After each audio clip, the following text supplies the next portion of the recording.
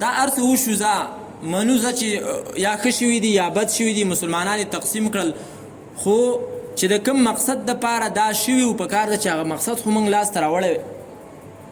د ازادۍ خلاف نه یو آیا ازادي ده که نه د هغه جدا خبره ده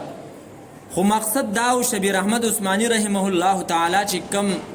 د علامه د قائد اعظم محمد علي جناح صاحب سره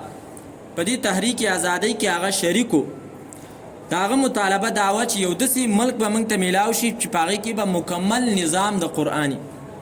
مکمل نظام اسلامی نظام به په هغې کې چې کله قائد اعظم هغه د ملک صدر شو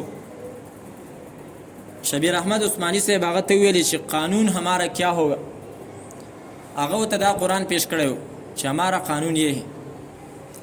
خو چې کله هغه وفات شو د هغې نه وروستو اولنی چې کوم ګورنر وزیر اعظم و لیاقت علي خان د هغه خواله رالی هغه ته ویل چې گورنر صاحب پاکستان آزاد ہو گیا خو چې د کم نظام دپاره آزاد شوی و په کار ده چې اوس هغه نظام پکې موږ نافظ کړو هغه ورته چې کوم جواب ورکړی و نو د هغه جواب د وجې نه شبیر احمد عثماني صاحب زړه ټک چاودلی و څو ورځې پس بیا د هغې نه هغه وفات شو هغه ورته ویلي مولوی صاحب اگر آپ کو ہماری ضرورت اگر ہمیں آپ کی ضرورت پڑی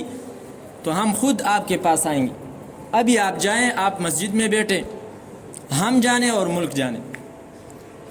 آزاد شوی د څه لپاره و اوس موږ ته وګوره دا ډمامي دي دا ازادي ده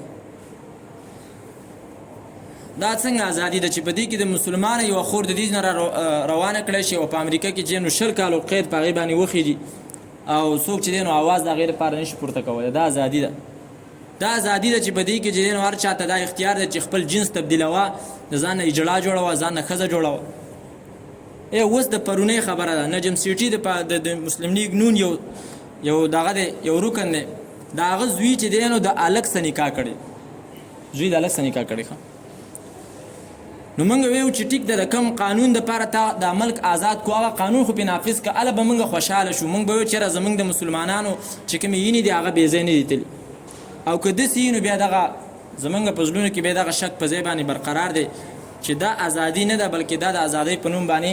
مسلمانان تقسیم کړی شو یوه دوکه وشوله انګریز په دې یېره کې و چېرې د هندوستان مسلمانان که زه داسې پرېږدمه نو دا ډېر ضعیف دي سباله که چېرته د دې یو قاید پیدا شو یو لیډر پیدا شو او دا مسلمانان زموږ په خلاف باندې ودرول نو دومره په اربهاو مسلمانان دي د دې مخنیوی بیا موږ نشو کولی انګریز اسیم د دې ځای نه تلو د هغه ګزاره نه کېده جنګ عظیم دوم کې چې کله د هغه هلته جنګ شو د دې ځای نه هغوی وتل د هغو ګزاره دلته نه کېده نوره نو هغو څه چل وکړو دغه چل یې وکړو چې دا یې تقسیم کړه د دې لپاره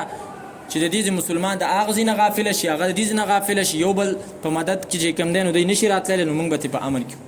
الله تعالی دې حقیقي ازادي